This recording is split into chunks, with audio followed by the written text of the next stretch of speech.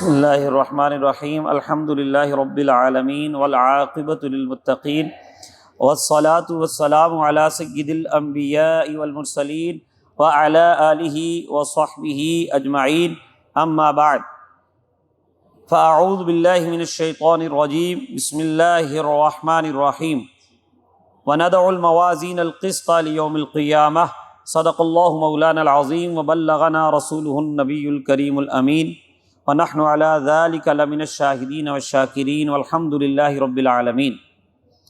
الحمدللہ امام بخاری، جن کا پورا نام امام محمد بن اسماعیل بن ابراہیم بخاری رحمۃ اللہ تعالی علیہ ہے، اور ان کی ولادت 13 شوال جمعہ کے روز 194 ہجری بخارا میں ہوئی، اور امام بخاری رحمۃ اللہ تعالی علیہ نے اس فانی دنیا میں 13 دن کم 62 اپنی زندگی کی بہاریں دیکھیں، اور سن 256 ہجری میں ہفتہ کے دن چاند رات، عید الفطر کی چاند رات عشاء کے بعد آپ کا وصال ہوا، اور عید الفطر کہ ظہر کی نماز کے بعد آپ کا جنازہ اور تدفین کی گئی۔ تو یہ شوال کی یعنی پہلی تاریخ کو آپ کا وصال ہوا 256 ہجری میں۔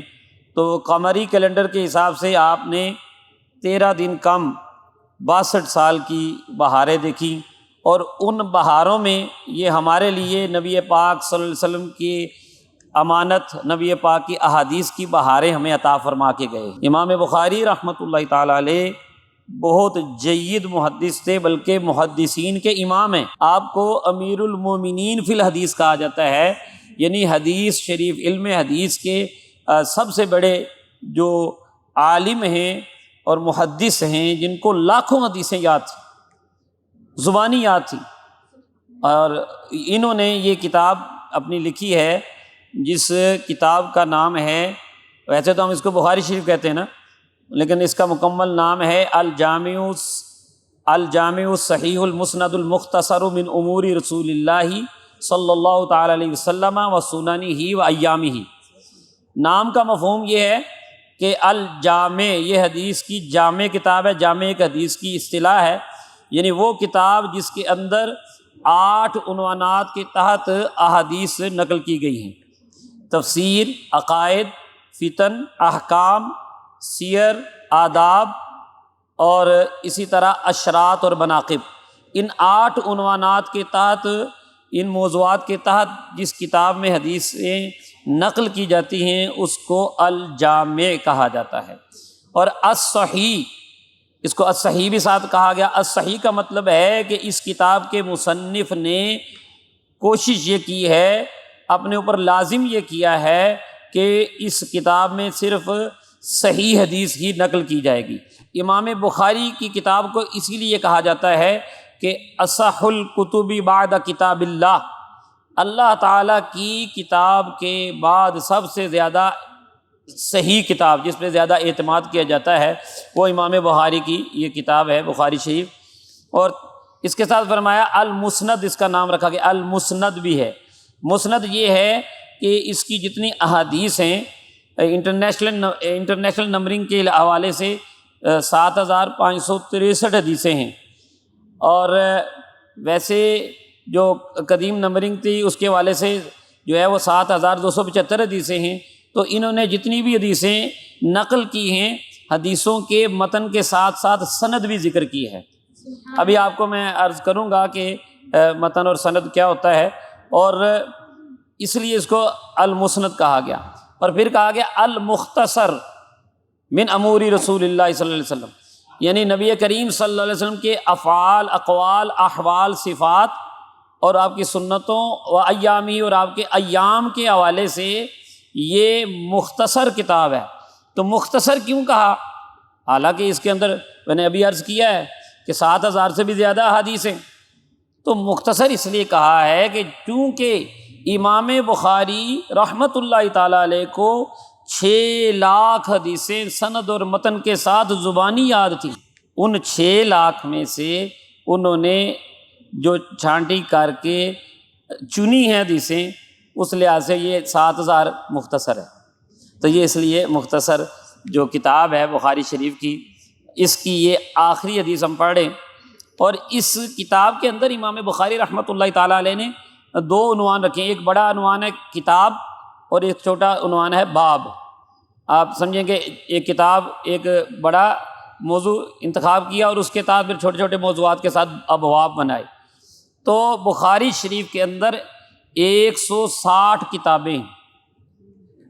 کتاب سے مراد آپ سمجھیں کہ ایک خاص موضوع کا ایک حصہ جو ہے اس کو بنایا گیا ہے۔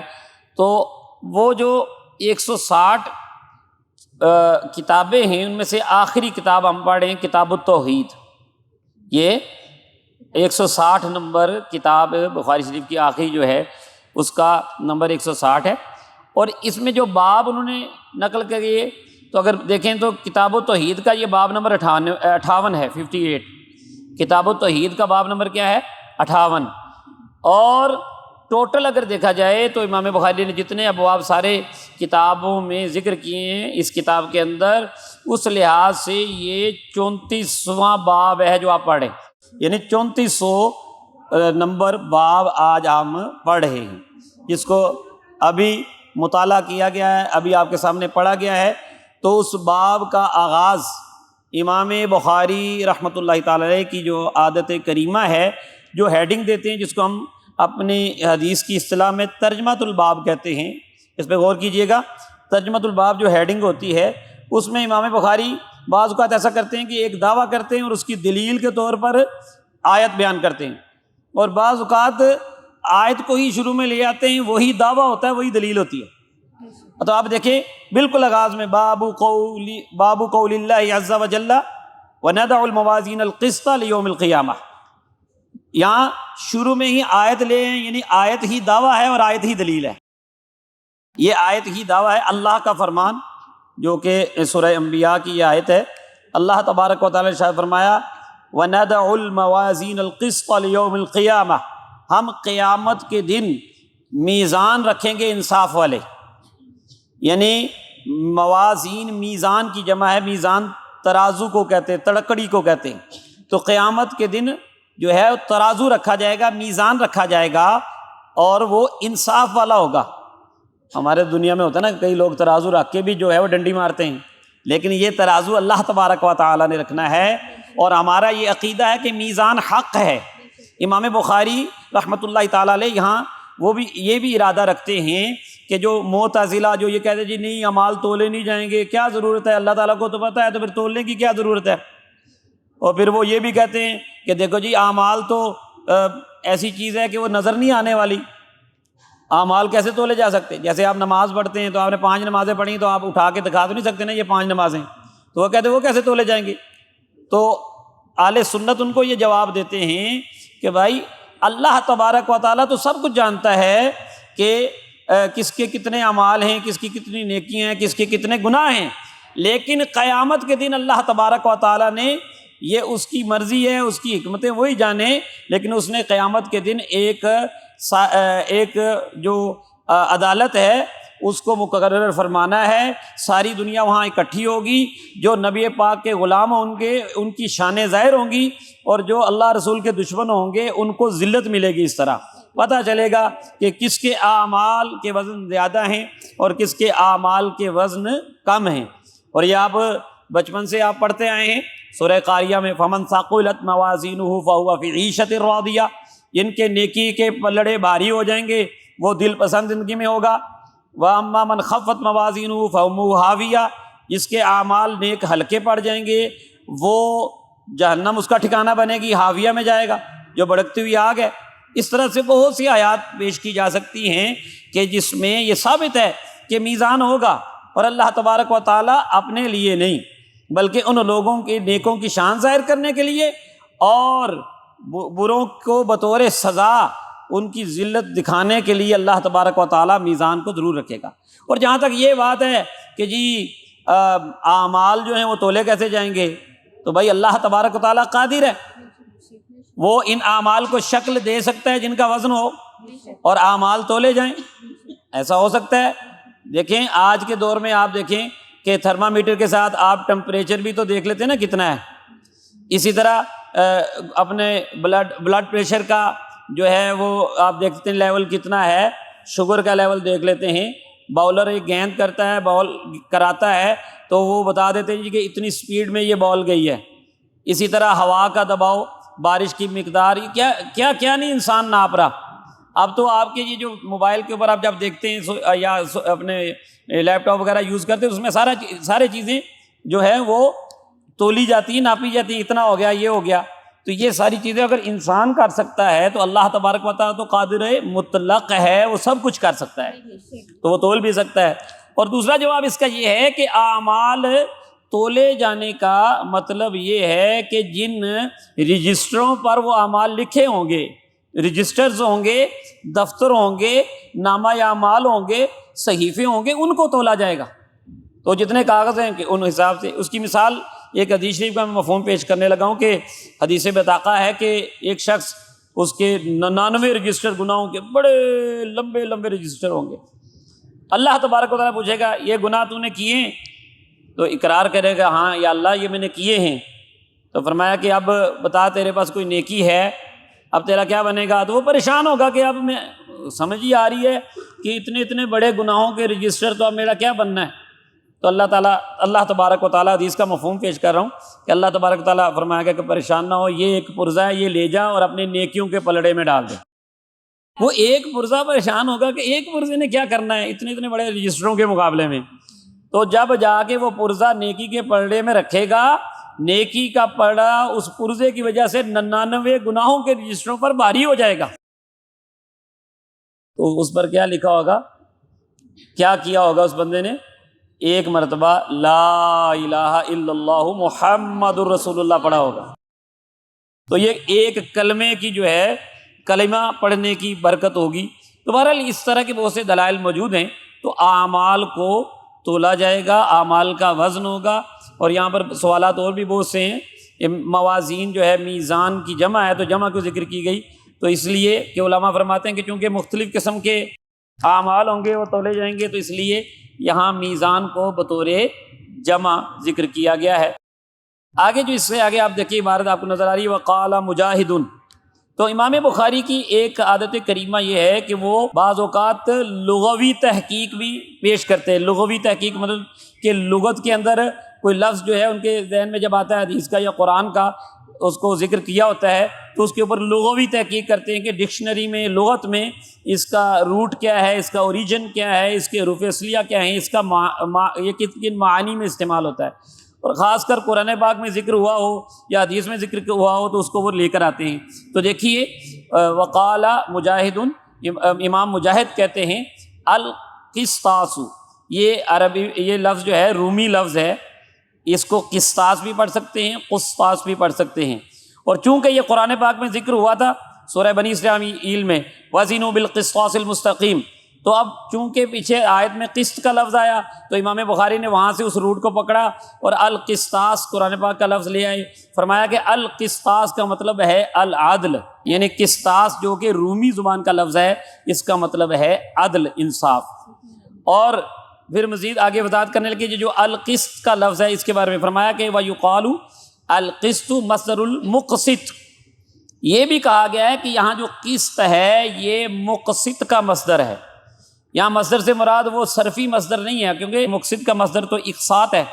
اقسط یقسط اقساط, ظلم کرنے والے ہیں وہ جہنم میں جائیں گے. تو وہاں پر جو قاسطون ہے اس کا بھی انہوں نے بتایا کہ قاسط جو ہے جب مقسط چلا جائے گا باب فعال پہ تو سلب ماخذ ہو جائے گا, تو مراد ہے عدل کرنا. لیکن جب مجرد میں قاسط ہوگا تو اس کا مطلب ہے فاول جائر, یعنی ظلم کرنے والا. تو یہاں تک یہ اس کی لغوی تحقیق ہو گئی. تیسرا حصہ جو اس کا ہے وہاں سے ناموں کا سلسلہ ایک شروع ہو رہا ہے. قال حدثنی احمد بن اشکاب, امام بخاری فرمانے لگے کہ مجھے حدیث بیان کی ہے احمد بن اشکاب نے. اور احمد بن اشکاب نے کہا کہ حدثنا محمد بن فضیل, وہ کہنے لگے کہ مجھے حدیث بیان کی ہے محمد بن فضیل نے. اور ان عمارۃ بن القعقاع, وہ روایت کرتے ہیں عمارہ بن قعقاع سے، عمارہ بن قعقاع سے، اور عن ابی زرعہ تھا، وہ آگے روایت کرتے حضرت ابو زرعہ سے، عن ابی ہریرہ تھا، وہ روایت کرتے ہیں نبی کریم صلی اللہ علیہ وسلم کے ایک جلیل القدر صحابی جن کو سب سے زیادہ جنہوں نے حدیثیں روایت کی، حضرت ابو ہریرہ رضی اللہ تعالیٰ عنہ سے، جن کو ہمارے استاذہ فرماتے ہیں کہ یہ اصحاب صفا کے مانیٹر ہیں۔ تو وہ ابو ہریرہ رضی اللہ تعالیٰ عنہ کہ جن کو نبی پاک نے علم جو ہے نا وہ ایک کہا کہ چادر بچھاؤ، حضرت ابو ہریرہ رضی اللہ تعالیٰ عنہ نے چادر بچھائی، نبی پاک نے اپنے دستے مبارک سے چادر کے اندر کچھ ڈالا اور کہا کہ اس کو اٹھا کے سینے سے لگاؤ، تو چادر انہوں نے لپیٹ کے سینے سے لگائی، کہنے لگے اس دن کے بعد مجھے کوئی بات بھی نہیں بھولی۔ تو نبی پاک نے حافظہ ان کو چادر میں پنڈ بن کے عطا فرما دیا تھا۔ تو یہ حضرت ابو ہریرہ رضی اللہ عنہ صحابی ہیں، یہ فرماتے ہیں قالا، انہوں نے کہا قال النبی صلی اللہ علیہ وسلم کہ نبی پاک نے فرمایا۔ اب یہ جو حصہ میں نے پڑھا ہے ناموں کا سلسلہ ہے، امام بخاری سے 5 واسطے آگے نبی کریم صلی اللہ علیہ وسلم تک ہیں، اس کو کہتے ہیں سند۔ اس کو کیا کہتے ہیں جی؟ سند۔ یہ سند ہے، اور یہ سند جو ہے یہ مکمل ہوتی ہے حضرت نبی پاک صلی اللہ علیہ وسلم تک پہنچتی ہے، اس لیے یہ حدیث مرفوع ہے، اور آگے نبی پاک کا ارشاد ہے، قول ہے، تو اس لیے حدیث مرفوع قولی صریح ہے یہ۔ تو یہاں پر ان 5 واسطوں کے اوپر بھی بات کی جا سکتی ہے، لیکن وقت چونکہ مختصر ہے تو یہ سارے آپ یہ سمجھیں کہ جو محدث ہے وہ اپنے استاد، پھر اس نے اپنے استاد کا ذکر کیا ہے، تو ایک سند ہو گئی، ایک چیز اتھینٹک ہو گئی، مضبوط ہو گئی۔ اب اس کے بعد آخری حصہ جو کہ اس حدیث شریف کا متن ہے، قال النبی صلی اللہ علیہ وسلم کے بعد جو ارشاد نقل کیا گیا ہے یا عمل نقل کیا جاتا ہے اس کو متن کہتے ہیں۔ جو اصل ٹیکسٹ ہوتا ہے، جو اصل مقصد ہوتا ہے، جو حدیث میں ہدایت ہوتی ہے، اس کو کہتے ہیں متن۔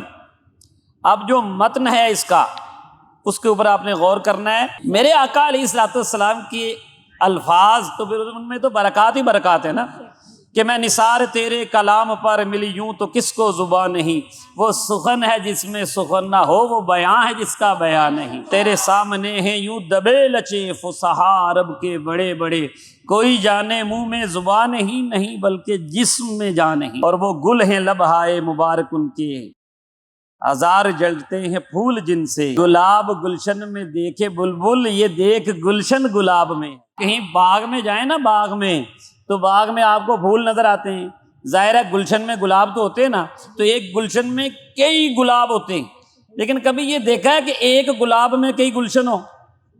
تو وہ دیکھنا ہے تو آؤ در نبی علیہ الصلوۃ والسلام پہ چلو۔ میرے آقا علیہ الصلوۃ والسلام کے جو لبہائے مبارک ہیں، یہ گل قدس ہیں، یہ قدسی گلاب ہے، صرف ایک گلاب نہیں ہے، اس گلاب سے پورے گلشن جھڑتے ہیں۔ تو میرے آقا علیہ الصلوۃ والسلام خود فرماتے ہیں اعطیت جوامع الکلم، اللہ تبارک و تعالیٰ کی طرف سے مجھے جوامع الکلم عطا فرمائے گئے ہیں، یعنی بات مختصر ہوتی ہے لیکن میرے آقا علیہ الصلوۃ والسلام اس میں علوم فنون کے سمندر بہا دیا کرتے ہیں۔ تو یہ چند جملے دیکھیے گا کہ ویسے تو کہا جا سکتا تھا کہ جی سبحان اللہ و بحمدہ پہلے کہہ دیتے تو کوئی بات نہیں تھی، یہ بھی حقیقت تھی، پہلے کہہ دیتے سبحان اللہ و بحمدہ سبحان اللہ العظیم جو ہے، پہلے وہ جملے بیان کر دیتے، بعد میں کہتے اس کی یہ فضیلت ہے۔ کلمت 2 کلمے ہیں، اور یہاں کلمے سے مراد وہ صرف یا نحو والا کلمہ نہیں ہے جو کہ ورڈ کے معنی میں ہوتا ہے، یہاں کلمہ جو ہے عرفی کلمہ ہے جو کہ سنٹینس یا جملے کے معنی میں ہوتا ہے۔ تو 2 جملے ہیں، کیونکہ جو آگے چیز آ رہی ہے وہ جملے ہیں۔ فرمایا کلمتان، 2 کلمے ہیں، صرف 2 کلمے ہیں بھائی، اور ساتھ ہی فرمایا حبیبتان الی الرحمن، رحمان کو بڑے ہی پیارے ہیں، یعنی رحمان کو وہ کلمے پیارے ہیں، مطلب کیا کہ جو وہ کلمہ پڑھے گا، وہ جو کلمات جو پڑھتا رہے گا وہ رحمان کا محبوب بن جائے گا۔ 2 کلمے ہیں جو رحمان کو بڑے محبوب ہیں، خفیفتان علی اللسان ثقیلتان فی المیزان۔ اب ترغیب حاصل ہوگی نا، ویسے اس میں ذرا حسن دیکھیے، دوبارہ میں اکٹھا پڑھتا ہوں نا تو دیکھیے گا، کلمتان حبیبتان الی الرحمن خفیفتان علی اللسان ثقیلتان فی المیزان۔ تو یہ نبی کریم صلی اللہ علیہ وسلم کے کلام کا حسن ہے۔ اب بتایا کہ وہ کلمے کون سے ہیں، فرمایا سبحان اللہ و بحمدہ سبحان اللہ العظیم۔ ایک سنٹینس ہے سبحان اللہ و بحمدہ، یعنی اللہ تعالیٰ ہر قسم کے عیب سے پاک ہے اور اس کی حمد ہے۔ اور دوسرا سنٹینس ہے سبحان اللہ العظیم، اللہ تبارک تعالیٰ ہر عیب سے پاک ہے اور عظمت والا ہے۔ کہ یہ ایمان دو چیزوں کا نام ہے، جو غلط ہے اس کی نفی کرنی ہے، اور جو صحیح ہے اس کا اقرار کرنا ہے۔ یہ نہیں کہ ہم کہتے بس جی آپ اچھی بات کریں، کوئی غلط کرتے تو آپ اس کی نفی کیوں کرتے ہیں؟ دیکھیں یہاں ترتیب ہے، جیسے لا الہ الا اللہ کی ترتیب یہی ہے، پہلے ہم کہتے ہیں کوئی معبود نہیں، پہلے جھوٹوں کو رد کرتے ہیں، پھر کہتے ہیں اللہ ہے۔ اسی طرح یہاں پر بھی ہر نقص ہر عیب سے اللہ پاک ہے، ہر کمی سے ہر کجی سے اللہ پاک ہے۔ پہلے تو ان چیزوں کو دور کیا کہ جو نہیں ہے، یہ سلبی صفات ہیں کہ اللہ تبارک و تعالی ہر عیب سے پاک ہے، تو وہ جن چیزوں سے پاک ہے ان کو سلبی صفات کہتے ہیں۔ اور ساتھ پھر ثابت بھی کیا حمد کے ساتھ ثبوتی، اور عظیم کے ساتھ بھی آپ کی اللہ تعالیٰ کی جو وہ صفات جو اللہ تعالیٰ میں پائی جاتی ہیں کہ اس کی حمد بھی ہے، ہر قسم کی تعریف بھی اس کی ہے، اور العظیم وہ عظمت والا بھی ہے۔ تو امام بخاری رحمۃ اللہ تعالیٰ علیہ نے اپنی کتاب کو یہاں پر مکمل کیا اللہ کی تسبیح کے ساتھ۔ تو اس میں ایک اشارہ بھی ہے، آپ نے وہ سنا ہوگا مجلس سے اٹھنے کی دعا، جب ساری مجلس ختم ہو جاتی ہے تو ہم ایک دعا پڑھتے ہیں، کون سی والا؟ سبحانک اللہم و بحمدک اشہد ان لا الہ الا انت استغفرک و اتوب الیک۔ تو اس میں بھی اللہ کی تسبیح اور حمد ہے نا۔ تو امام بخاری بھی گویا کہ ایک اشارہ کر رہے ہیں کہ میں کتاب ساری لکھ چکا ہوں، آخر میں یہ حدیث لایا ہوں تاکہ کوئی کمی بیشی ہو گئی ہو میری کتاب میں تو وہ اللہ تعالیٰ معاف فرما دے۔ اور ایک اور بھی انہوں نے اشارہ کیا کہ دیکھو میں نے نیت کے ساتھ کتاب کا آغاز کیا تھا، انما الاعمال بالنیات، کہ پہلے نیت درست کرو، اور اب نیت درست کا ہو گئی تو عمل ہوتا ہے۔ تو شروع میں نیت کی طرف سے آغاز کیا اور آخر میں عمل پہ اختتام کیا کہ اب میں اللہ ہی کرتا ہوں۔ اللہ تبارک و تعالی ہم سب کو اس پر عمل کی توفیق عطا فرمائے۔